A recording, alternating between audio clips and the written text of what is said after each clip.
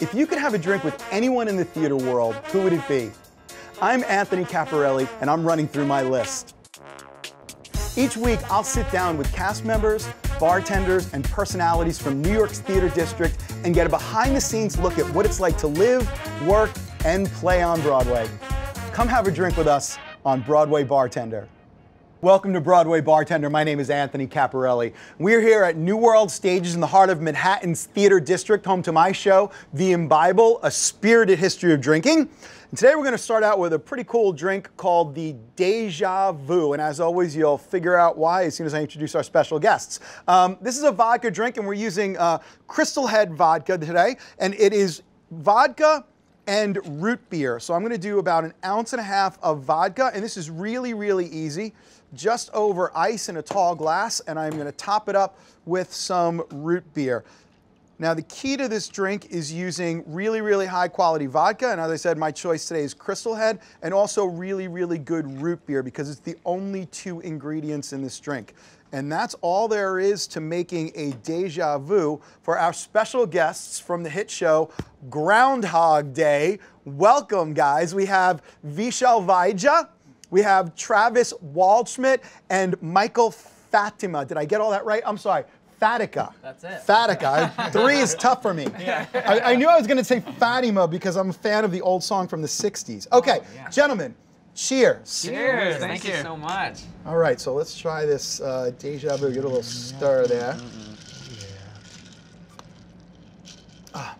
Oh, it's amazing. Yeah, I mean, it's basically alcoholic root beer. How you Yeah. gonna go wrong with that? Exactly. Awesome. All right, great. So, Groundhog Day. Yeah. Like one of my favorite movies of all time. When I heard that it was actually coming to the stage, I was thrilled. But I kept thinking to myself, how the heck are they going to do this? And from what I understand, not too easily. There's a lot that goes on in this show, right? Yeah, Something like yeah, 300 costume changes. You got turntables all over the stage, crazy stuff. All right, so who wants to tell me about what it's like bringing this iconic movie to the stage? I'm just going to throw it out there and you guys fight amongst yourselves. Well, the amazing thing about bringing a movie to the theater is that you can play with time in different ways, and this movie is all about this guy living one journey and living the same day over and over again. But you want to see different parts of each of that day. You want to see him with different people, and you get to know each of our characters very well so that you can kind of relive his day with him. But we have 5 turntables on the stage, so they're really able to shift time around visually. They use the music that Tim Minchin wrote to really highlight parts of his mood and how he's reacting to us. And they've really taken the linear timeline of the movie and made it completely theatrical. So honestly, I think it has transferred very seamlessly to the stage. Really? So now, again, for our folks who may not be familiar with theater terminology, when you're saying turntables, they're not DJs up on stage spinning wax. These are, right? Explain what we're talking about here. Yeah. So everyone knows Les Mis, the turntable. That's the most iconic one. That was just one giant turntable that moved. So we have one giant turntable, we have a medium revolve, and then we have 3 revolves in the middle of that. So it's kind of like the face of a watch, which I think Rob's idea when designing it was playing with time, the face of a watch. So it's able to independently rotate as 1, or you could do 2 and they can go in opposition, or you could do everything moving as individual units. So and this is on the stage. It's what you're standing on. The entire stage turns circularly. How big are we talking about? Like literally the whole, as the longest? Like 25 feet. The entire thing is a turn. circle. Yeah. And it turns interdependently of itself. And then on top of that, you have, did I get it right? Is it 300 costume changes or something? 300. Yeah. 300. Yeah. Somebody actually counted. Well, so we have, there's one of the big things in our show is we have to turn like that on a day. So the next day is going to happen again really quick. You have to run off stage, and within the next 10 seconds, you're back as a different character. So I personally do 29 costume changes in the show, which is the most. He has the most of it. Wow! So, which is only 5 seconds. Yeah, one is 5 seconds. I run off in a full parka hat, and I come on as a band member with a trombone. Holy! And it happens within 5 seconds. Okay, I need to talk to you because we just did our new version of the show, The Imbible Day Drinking, and we have some what we thought were pretty tight costume changes. But dude, nothing like this. Can I hire your dresser? What's going on? It's amazing. Kyle, thank you. I love you. Yeah. Oh, man. Is it just one person? Yeah, No, one person that dresses me.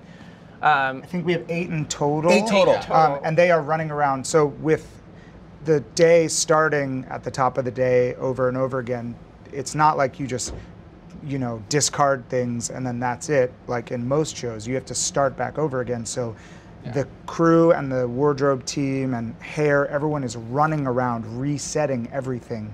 So as soon as we discard something, they have to track it back across stage so they can be in the same spot.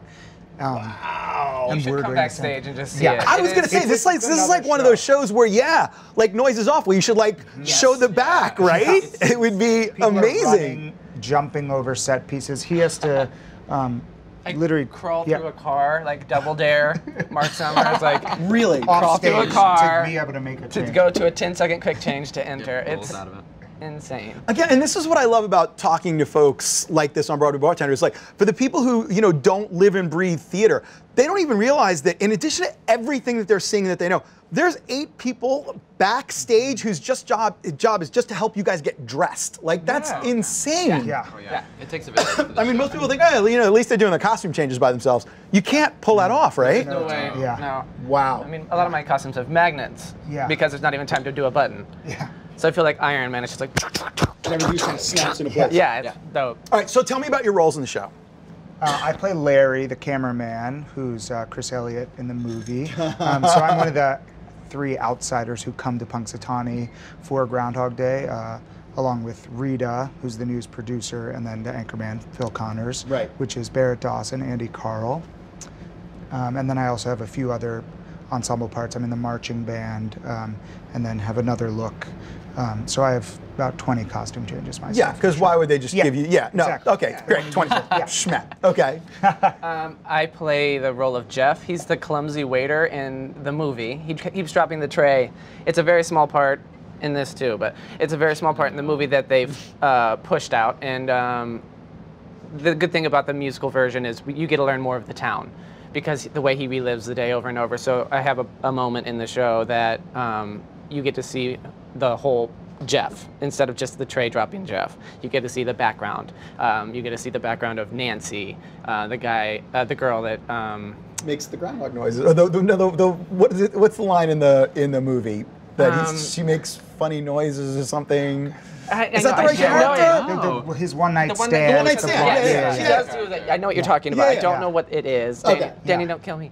Sorry. So you get to learn these people. You get to learn more about them in the musical, which I think is a really what makes it so heartfelt. Our show is more heartfelt than people realize, and it's because you actually get to learn the town. Where in the movie, you really kind of stick with Andy Carl's role the whole time. So it's really good that you get to see Jeff, and I'm also in the marching band, and and I'm a clumsy waiter. It's fun. I get to. And Michael, what do you do? I play a character called the Chubby Man. His name is Jonathan. Clearly not typecast. Thank What's you going very on much. there? No, I wear a fat suit and a Oh, wig. cool. I have like a full transformation. They've done an incredible job, honestly, making this guy a human. And he's sort of like the barometer for Phil to see what his mood is that day, because he runs into him every day first. So anytime Phil wakes up and leaves his bedroom, he meets the Chubby Man in a hallway, and he says good morning and asks him if he's going to go see the groundhog, and Phil comes back with a retort that very clearly shows the audience how this day is about to begin. So he's kind of like the welcome sign for the town. He's very, very kind and sweet and doesn't see negativity,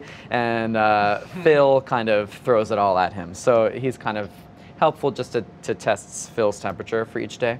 It's so fun though. We have a great time with all of our characters. And you guys just performed at the Tonys, right? Yes! I mean, tell me what that's got to be like. Oh my gosh, it's like a once in a lifetime experience, really. And if you get to do it, you feel so incredibly lucky, because Radio City is, if you've ever been, it is the most unbelievable building. It's huge. It literally is like a barn, like a beautiful barn of the most talented people that you've ever dreamt of being in front of, sitting in that audience. So we all get to share the experience of doing it together, and our show is all about community and about like this town living its favorite day, and then incorporating the people who are from Pittsburgh into the show or into the town and into the day. So to do that together was so fun. It was amazing. Yeah. We've gone through so much as our show, because we've had coming through. We've had our first preview. We had to stop because those turntables didn't work. So we did a concert version of our show for our first preview. Oh, no way. So there was that, and then there was Andy Carl tore his ACL 2 days before opening. And so we've been on a roller coaster, and for me, the Tonys was always, we had talked about being this date, like the Tonys is this day, this like had been so far. And then we got there, and we're with this town he's talking about that you learn about in the show, and I teared up because and we do a lot of freezing with time manipulation in the show. And we're holding this freeze. I'm looking out at Radio City, and I told them, cookies in the front row. And I'm like, we made it. I was like, oh my God, we made it. We're here. We did it. And I was just like. How far in advance did you know that you were going to be performing? Maybe a month? Yeah, Maybe. about a month. After the nominations came out, because we weren't sure, anything can happen. It's New York, it's Broadway, so we didn't know if we were going to be on it or not. And we got nominated, so then we knew. And in such a packed season of like amazing theater. Yeah. So we had no kind of idea. our blessings And there. it can be expensive too, but our producers were very generous in having everybody, including all the swings, in the number, which was amazing, again, because of the community aspect of the show. And we have a really great company, so it's cool to have everybody on stage celebrating together, and then to get to go have an after party and celebrate the show and be with each other. Wow. So yeah, I know. So once you guys knew that you were going to have to perform on the Tonys, how much of your time was then spent working on that particular piece, like just for the Tonys, or does it translate pretty seamlessly? Well, unfortunately, our show does not translate. It doesn't. at all. I would think not. Yeah, because they're not we going to give you don't- 5 turntables Yeah, like the no. Tonys, right? Exactly. We of course asked. They said no. We had a few versions of things they thought about doing, and which meant a few different days of rehearsal to try and figure out what they wanted to do. And we ended up choosing the simplest choice, really, so that we could just live in the story and not be worrying about trying to tie a lot of things in the show together to make one number. So I think we ended up with just a few rehearsals on this particular number we ended up doing, but we had a few numbers. Yeah. And we couldn't rehearse on our stage because it wasn't big enough, so we would rehearse at the Lyric Theater, formerly the Foxwoods, because they have a lot of space there. Yeah. They have a big rehearsal hall, which was nice and I thought that was big, and then being on Radio City, I was like, this is massive. Elephants on the stage. I haven't felt that sort of awe of how big a stage same. is since I was a kid. Really? Yeah. I was like, Yeah. And you don't get to experience being on the stage until literally the curtain rises and your broadcast has begun. So you're literally looking out, and then all of a sudden it's like, the cameras, Wait, and the people. They don't at least give you like a dress on We the do, stage or you something? do. Yeah.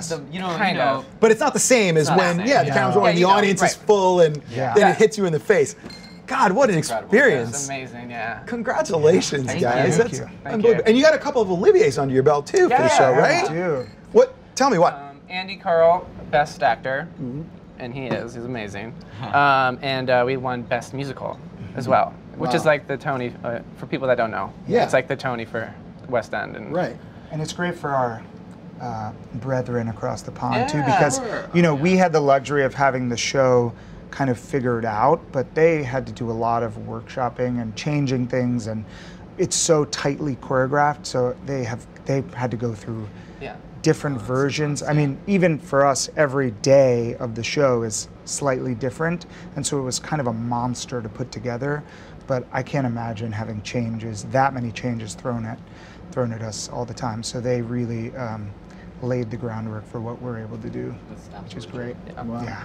So tell me about your personal histories with the show, like, and how it fits into your careers. Like, where is this, in terms of, experiences? Well, this is my Broadway debut, which is pretty great. Congratulations, my friend. Yeah, it's pretty great. Yeah, I feel very lucky.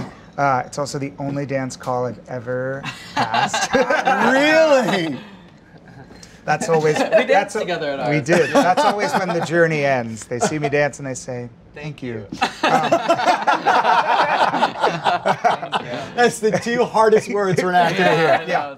Thank you. Whenever someone compliments you, that's when you say, "Ah, I didn't Right. get it." This has been pretty wild, and it's a really beautiful story. And what I love is that the book of the musical is really strong. So. You can really dig into the actual acting work of it, and that's where it all comes from. So it's all very purposeful and real. I feel very lucky. I got an offer about a year ago, and then there was a lot of waiting and not knowing if it was going to happen. And then finally in December, got the official go-ahead, which was wild. Must be pretty amazing. Yeah. Well, how familiar is your version going to be to someone who's seen the movie like a billion times?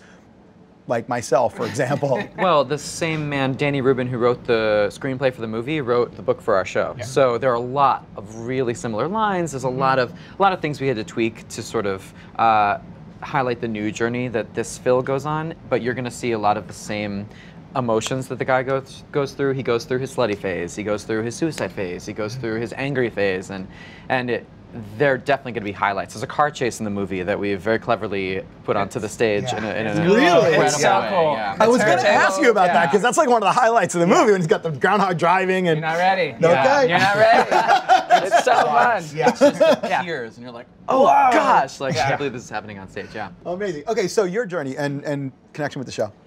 So my Broadway debut was Wicked, and I was at Wicked, and this creative team also did Matilda, and I auditioned for that. I got Matilda, so I left Wicked and went to Matilda, and I was in Matilda for 3.5 years. Wow. Right? Yeah. I wasn't even in college I really long. enjoyed that show. I saw that like right when it first opened. I really enjoyed it. I loved it. It was great. I stayed there. It was a challenging role for me. I love this creative team. I think they're brilliant. There's always something you can be working on because what they have given you is so deep. So I didn't feel like I was losing time or not, being pushed. So I stayed there the whole time, and I closed Matilda. I had a week off, and then I started rehearsal for Groundhog Day. Wow. Yeah. That's like definition of working actor. Hello? I was like, oh, thank you, whoever you are. Oh, wow. Yeah, so, and this is my first original Broadway cast, and my first actual role. So it's been really fun for me. It's just been kind of a really nice evolution, and I thank all the gods, all of them. Whoever you are, thank you.